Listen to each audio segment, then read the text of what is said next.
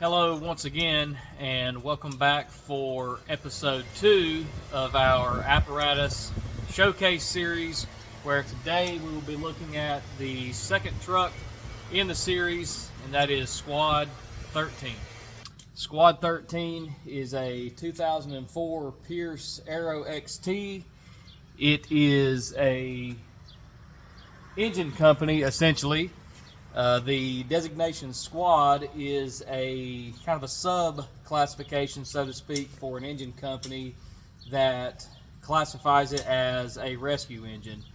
A rescue engine is the same name as Squad, essentially. Squad just being a shorter version of that, a little bit cleaner in terms of radio traffic. That is the call sign that this truck goes on. So a squad company is an engine company that also does rescue style work.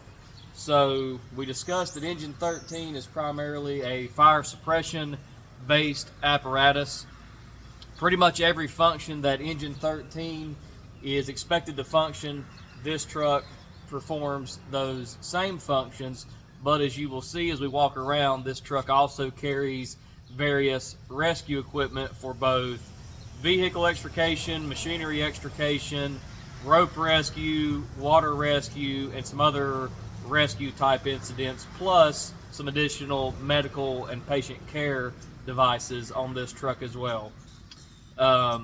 This truck was purchased from the Clemens Fire Department, actually. Again, as we mentioned, the majority of our current fleet is made up of apparatus that were purchased used from departments that were selling these trucks, and our department, having looked at them, determined that they were in good condition with a lot of life left to serve, so to speak. A lot of departments that frankly have bigger budgets, we will say, and more robust apparatus replacement programs typically cycle their apparatus out in 10 to 15 years, whereas here in Boonville and most departments in Yadkin County, where call volume is a little bit less than some of your more urbanized areas, we can get some more life out of these trucks, including used trucks like this one. So again, this was a big cost saving move for our department. A new version of this truck, built brand new in 2024 for a rescue style engine or a squad, would be well over $600,000, pushing the $700,000 to $800,000 mark, depending on what all features you were to spec in the design. So this is the newest truck to join the department. We received it a little over a year ago now and got it in service rather quickly. You will notice that it actually has a different colored stripe for no particular reason other than the school colors here at Boonville Elementary being black and gold. That is kind of a color scheme that we adopted many years ago, and you'll see that kind of carry through on most of the striping on our trucks being black and gold. However, with Squad 13, Clemens had a triple trim stripe that's blue and red, and frankly we kind of liked it. It's pretty patriotic and looks pretty sharp. But also from a kind of a classic fire department standpoint, there are colors that signify the classification of certain apparatus. So an engine is typically seen as black, a ladder company red, and rescue slash squad, being it does rescue work, blue is kind of a synonymous color with rescue style apparatus. So the blue kind of fits the overall purpose of Squad 13. So we will now do a walk around in similar fashion to what we've done with Engine 13. We'll show you the cab, the compartment body, and the equipment carried on this truck. You'll see there are some similarities as far as the fire suppression stuff, but you will also see that there are some extra stuff, extra equipment on here that is not found on Engine 13. All right, so I'm gonna give you a initial 360 walk around. before we get into the meat and potatoes of everything inside the truck. You'll see that again, this is a side mount style pump, whereas you saw the engine had a top mount style pump. So all the controls for the driver operator are here on the pump panel on the side of the truck. You'll also notice that this truck is significantly taller, especially on the compartment body of the apparatus. We've got our lucky shamrocks and dice up top. You know, everyone says 13's an unlucky number, so we kind of counter that, so to speak, with the irony of the lucky four-leaf clover there. And it's kind of one of our little in-house mottos is the lucky 13, and you'll see that same little logo on the ladder truck actually. And hey, you got to sport the Irish flag too if we're going to embrace the luck of the Irish, including our little leprechaun friend here that we love so much. So this is indeed the Shenanigan Squad. But back on point here, you'll notice that the back of Squad 13 and the truck overall is quite a bit higher than engine 13. That's a trade-off to gain some more storage space. Once you see these compartments, if you compared it to engine 13, there is tremendously more storage space on this truck. There's actually coffin compartments, as we call them, up top along the sides of the hose bed, which is a feature that you do not see on engine 13, and that gives us more storage space for various pieces of equipment up top. The trade-off is the hose bed. Now, all the hose is behind that black tarp there. That is quite a bit taller. That is roughly around 7.5 to 8 feet off the ground. So it's a little bit less efficient in terms of pulling hose off, but that's why we have engine 13 to serve as our primary engine for suppression type calls. That being said, the majority of the time we do pull the cross lays off in this department, which are rather easy to pull off either the squad or the engine. So again, this being a used truck, we had to make it work based on how it was already built. We couldn't specify certain things the way we would per se want them compared to how Clemens had them, because this truck was built to their specs. But overall, there's very few things that we can say that are not ideal for us. This was essentially the perfect truck to meet our needs in our organization. So actually now this truck is the main truck that our part-time staff use during the day, especially on days that we only have one person working.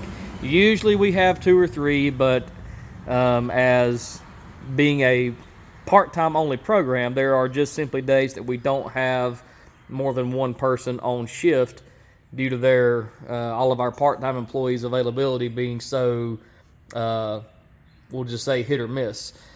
So since this is kind of a turnkey, solve all problems type truck, given that it can do both fire and rescue, hazmat and medical, this is the main truck that our part-time staff use through the week to run incidents here in Boonville, including building fires. So even though we have engine 13 that's geared more towards fire suppression, normally our part-time staff will run this truck first out. The exception of that would be here in town, where we have again town supplied fire hydrants, municipal fire hydrants, where the engine and the squad would go together. It really doesn't matter which order, ideally the engine first followed by the squad, but again, either of these trucks can do the role of an engine company.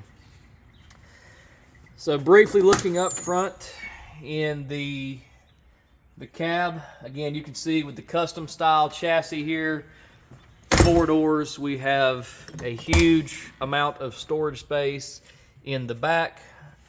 You see this truck is configured with the 6 seats compared to 4 that you saw on engine 13. We've discussed our staffing in the previous video series about the the need for so many seats, but the advantages that they give from having the air pack storage and stuff like that.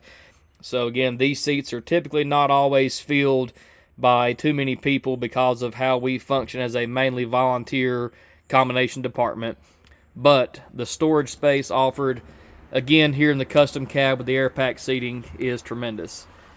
So very similar to engine 13, flashlights, radios, thermal imaging cameras, gas meters, air packs again, and everything that we need to basically dress out a firefighter, and the portable electronic equipment that they would carry on a fireground scene is here in the cab.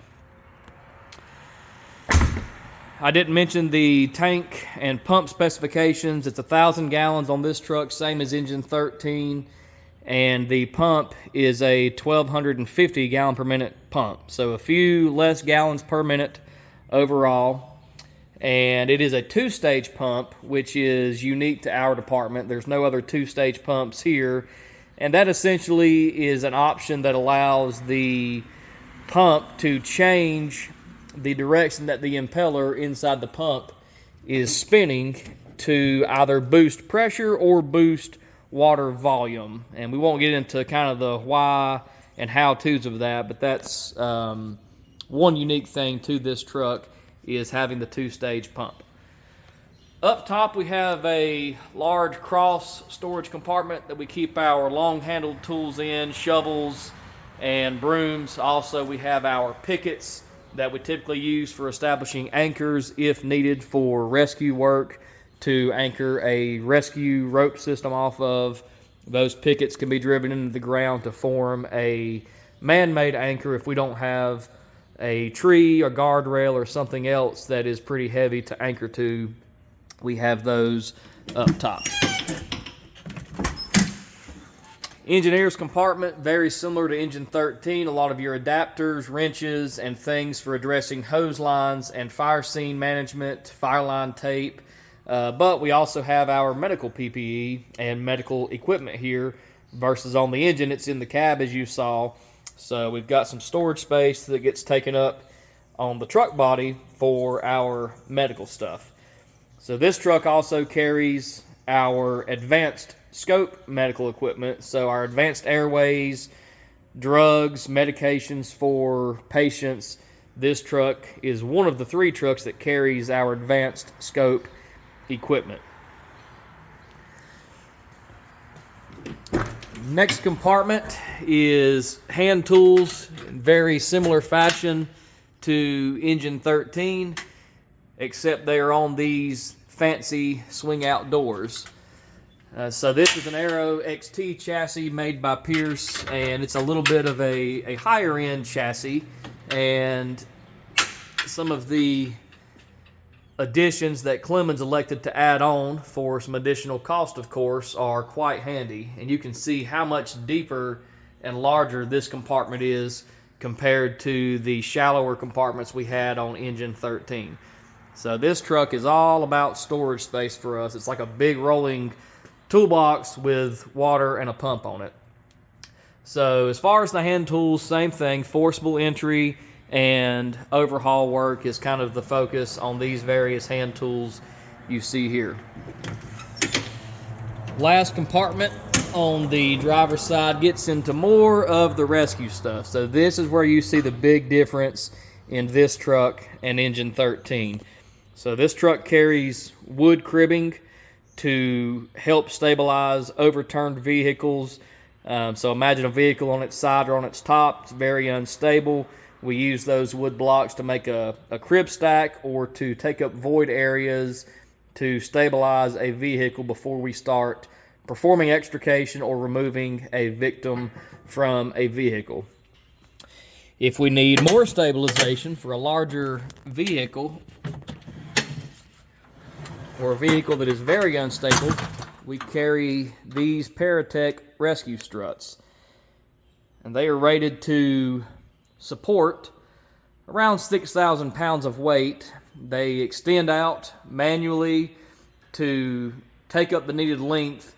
If you can imagine this kind of being set at an angle, we also carry some ratchet straps along with these chain binders or chain connections here to attach to the car, and we form essentially kind of a triangle shape to include the vehicle, the strut, and then the ratchet straps to make that strong geometric shape to hold a vehicle very still. These Paratech struts are also applicable in trench rescue as well as structural collapse.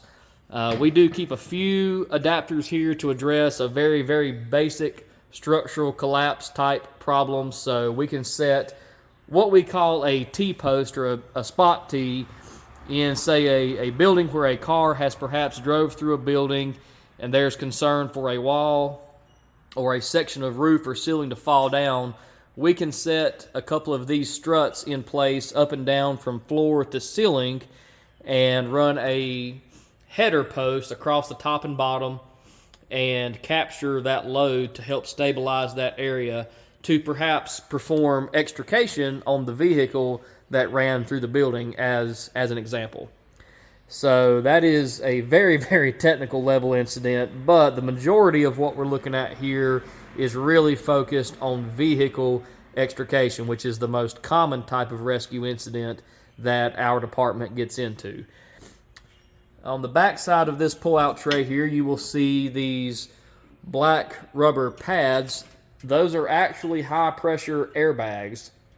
They inflate with air up to a pressure of 150 psi, and they inflate to kind of the shape of a football, and they are made to lift very, very, very heavy weights.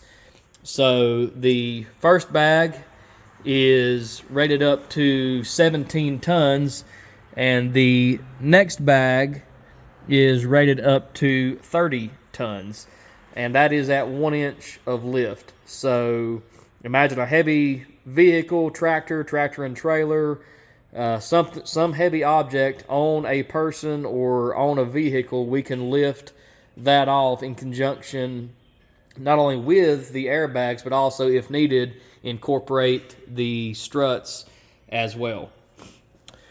For a more basic lift, if we have a vehicle that has perhaps fallen onto someone, say if jack stands were to have failed or kicked out, which we have seen on incidents in the past, we have a low profile floor jack like you might see in someone's shop that we can get under a vehicle if we have the space to lift up as well.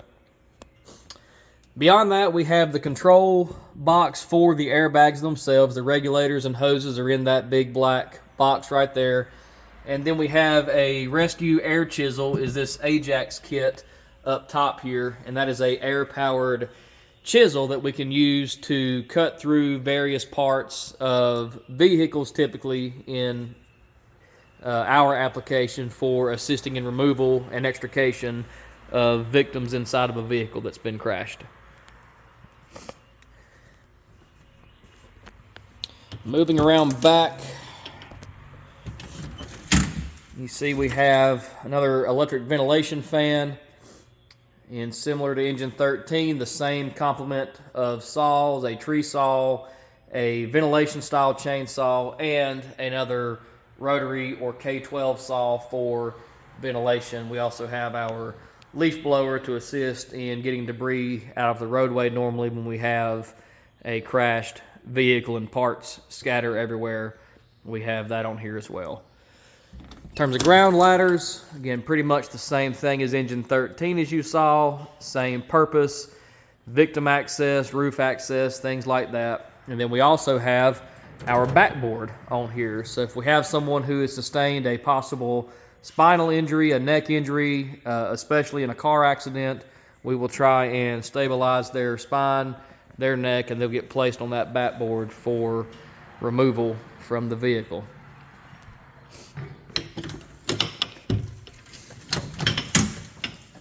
Additional hose packs on this side, very similar to engine 13, but then down below is the kind of meat and potatoes of the rescue part of this truck in terms of vehicle extrication, and that is what everyone in the public kind of calls the jaws of life. And these are our spreaders and cutters. These are the newest offerings from Hurst. which is actually the manufacturer that has the Jaws of Life branding. The spreader being the one that kind of spreads open doors and gives us initial access, and then the cutters in the back helps us actually cut the car apart piece by piece, so to speak, to make better access and victim removal. And so these are actually battery powered, whereas years ago we dealt with gasoline powered hydraulic pumps, hoses, had to connect all that together to make these work. Now with the push of a button, these tools are on and we can go to work performing extrication. So tremendously faster, just as strong if not stronger than the old stuff. So that is pretty slick. And another set of these, it's the generation before these, but a full second set plus a ram, which you will see is also carried on the ladder truck. And then in the ammo can here, we're not carrying any 5.56 rounds. It's actually our rescue chains for assisting in vehicle accidents.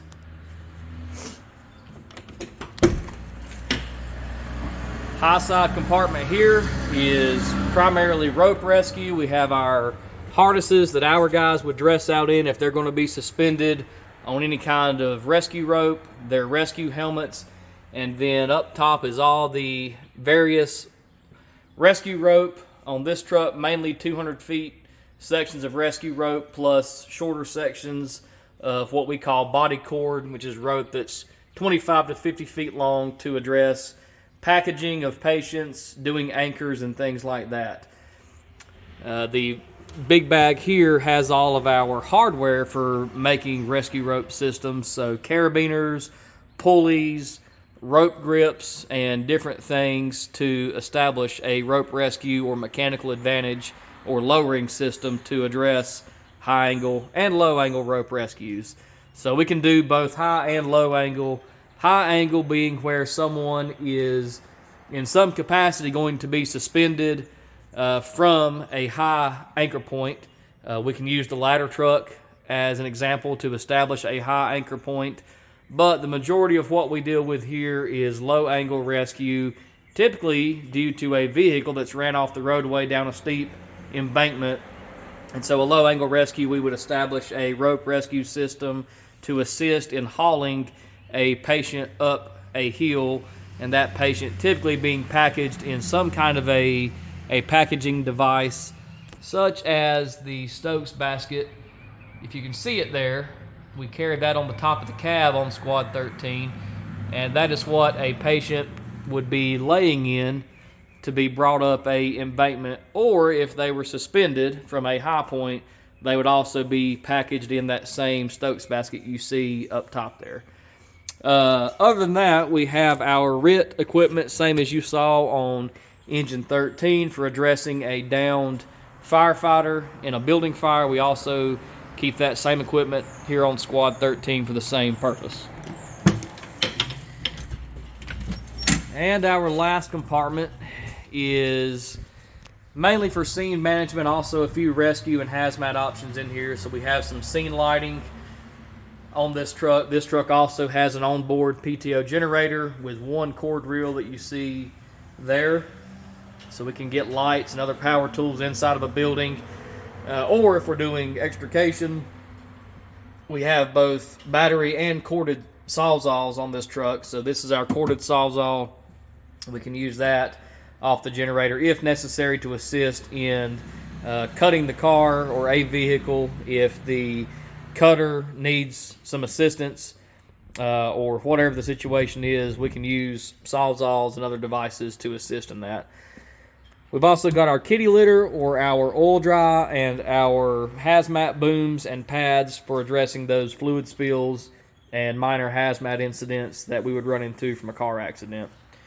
And some spare sections of supply hose and fuel hose down on the bottom there. Passenger side of the pump panel, again, same deal, doing engine company work, water going in, water going out as needed. As far as a response here in town, This truck, again, typically being second out, is going to be responsible for setting up at a fire hydrant, getting water into this truck from the hydrant, and then out of this truck's pump and relay pumped in to engine 13 in terms of how a in-town response would work here in Boonville. Briefly, the back of the cab again from the passenger side.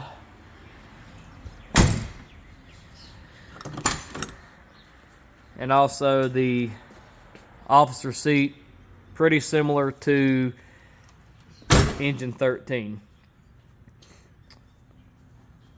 Truck does have a bell. We love that, kind of a classic style look or whatever. We actually are running our GoPro camera on here right now to catch some action shots, so to speak, for our video footage purposes. And that's pretty much it, guys. Up top, again, we do have some coffin storage. Not going to climb up there. Up top, we've got some spare equipment as well as our water rescue equipment. So our PFDs, water rescue helmets, and some other PPE for our water rescue technicians are carried up in the coffin boxes, and some long timbers are also able to be carried up there for various rescue purposes. So that's basically what is carried up top on the truck, along with the same or very similar complement of supply hose, attack hose, both 1 3/4 and 2.5 carried up top. So that is Squad 13 and the conclusion of our second apparatus review in our series, and the conclusion of episode 3. We appreciate your continued interest in the department, in our series here, and we look forward to having you back and checking out the next apparatus in the lineup, which is truck 13, which is our department's ladder truck. That will be the next apparatus in the series, and we hope you tune in. Thanks, and we'll see you.